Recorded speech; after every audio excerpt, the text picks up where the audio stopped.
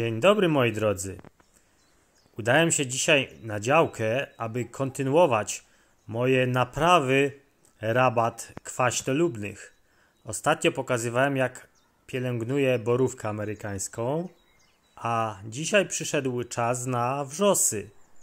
Zobaczcie, mam tutaj taką rabatkę, gdzie rosną wrzosy.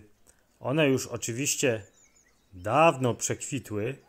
Mamy teraz oczywiście wiosnę i to jest najlepsza pora, aby zająć się pielęgnacją właśnie tych pięknych wrzosików. Mam ich tutaj troszkę, więc pokażę Wam wszystkie zabiegi, które należy wykonać wiosną, aby wrzosy ładnie prezentowały się w późniejszym terminie, aż do jesieni. Tym razem nie będę zaczynał od plewienia, od użyźniania gleby, ale od obcięcia wrzosków. Zobaczcie, tutaj są takie zielone obszary i do tych obszarów musimy się dokopać, tnąc wszystkie takie przekwitłe łodygi, tam gdzie były kiedyś kwiaty, to wszystko należy obciąć aż do zielonego. Najlepiej użyć do tego właśnie takich nożyc, jak tutaj widzicie, ponieważ nimi się bardzo fajnie tnie w różnych płaszczyznach, a żeby uformować z wrzosa taką właśnie kuleczkę, takie nożyce sprawdzą się najlepiej. No i pamiętajcie, tnijcie tylko i wyłącznie do zielonego, ani mniej, ani więcej. To jest taka najlepsza rada, jak ciąć wrzosy.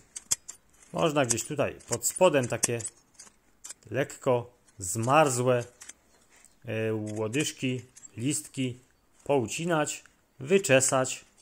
No i to jest właściwie cały zabieg cięcia, który, przypominam, przeprowadzamy tylko i wyłącznie wiosną, ponieważ gdybyśmy to zrobili jesienią, takie wrzosy mogłyby nie przetrzymać zimy, no i po prostu by zmarzły. A teraz na przedwiośniu, na przełomie marca i kwietnia właśnie taki zabieg można wykonać. Nawet trzeba wykonać. Tutaj mam jeszcze inną odmianę wrzosa, no ale jak zobaczycie, tnie się go zupełnie w taki sam sposób, jak ciąłem ten poprzedni. Czyli odcinamy te czerwone czy też bordowe kwiatostany, no i pozostawiamy tylko i wyłącznie ten zielony obszar. Zaletą takiego cięcia jest to, że nie musimy tego sprzątać, a zaraz Wam powiem dlaczego. Jeszcze tutaj gdzieś boczkiem. Czasami uda nam się uformować kulkę, czasami no taki płaski talerz. No ale możecie być pewni, że te wrzosiki w późniejszym terminie zaczną już ładnie odbijać, no a potem kwitnąć, co jest w przypadku wrzosów efektownym zjawiskiem. W taki sam sposób postępujemy, jeśli mamy wrzosy w doniczkach. Najczęściej gdzieś na cmentarzu, czy też na balkonach, na tarasie. Wszystkie te wrzosy tniemy właśnie w ten sam sposób. Może się tak zdarzyć, jak tutaj w tym przypadku, że ten środek jest troszkę wyłysiały.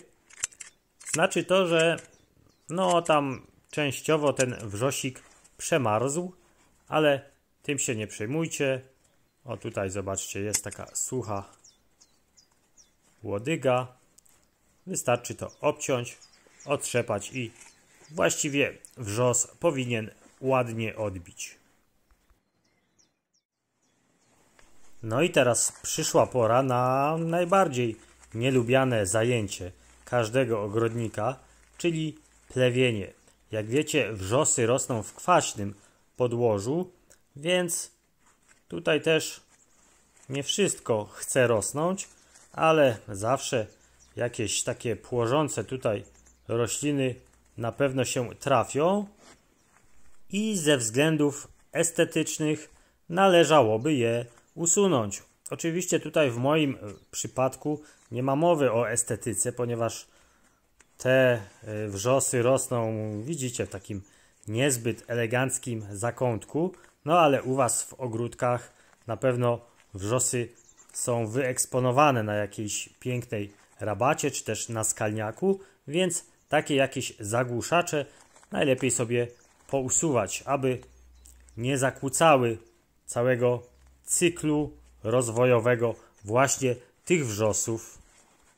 Na szczęście ja nie mam dużo plewienia, ponieważ te chwastki występują właściwie tutaj tylko na rogu tej mojej rabatki. A te części, które odcięliśmy, zostawiamy na tej rabatce i one stworzą taką naturalną ściółkę dla wrzosów.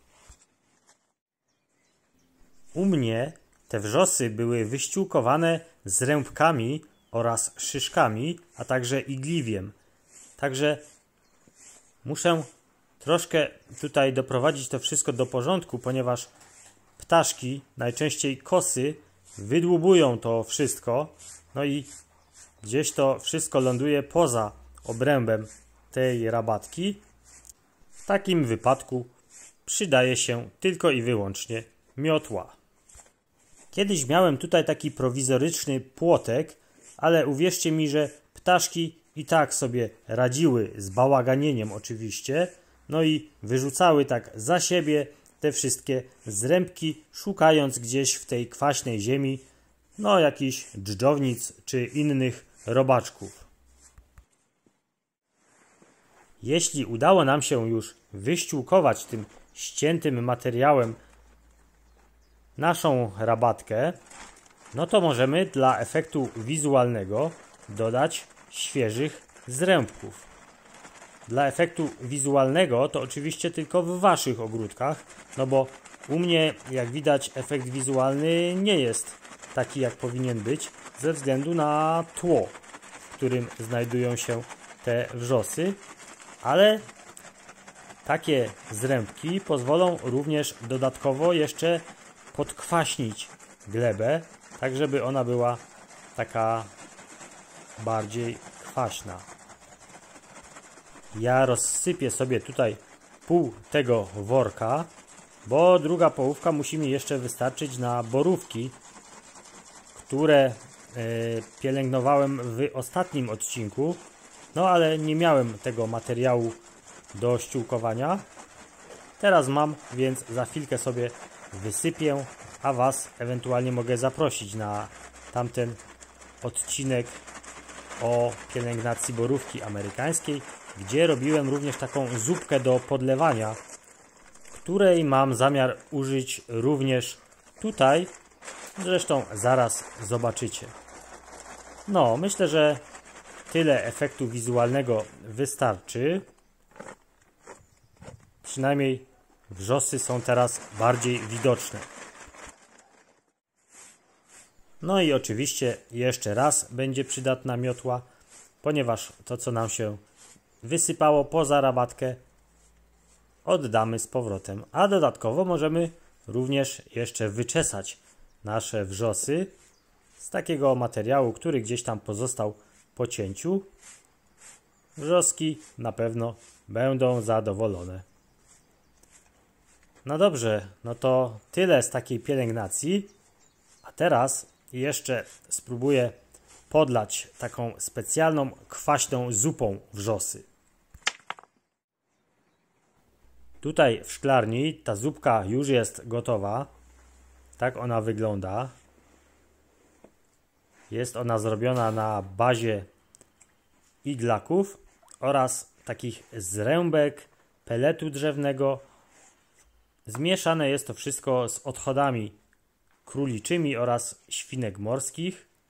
No i powstaje taka oto kwaśna zupa, idealna do podlewania czy też borówek amerykańskich, oraz wrzosów, a nawet jagód kamczackich, które również posiadam. No to jeszcze sobie to wszystko przeleję do mojej konewki i mogę podlewać. Ciężkie to trochę. Mam nadzieję, że uda mi się trafić. No ale troszkę się rozlało. Jak widzicie, zupka udała się bardzo fajnie. Powstała tutaj na powierzchni taka fajna piana. No i można spokojnie sobie tym podlewać wszystko, co lubi kwaśne. Podejdę może bliżej, abyście zobaczyli właśnie tą pianę.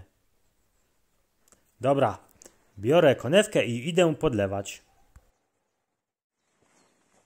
Ja taką kwaśną zupką podlewam te wrzosy raz w tygodniu i wydaje mi się, że jest to taka optymalna dawka tego właśnie nawozu.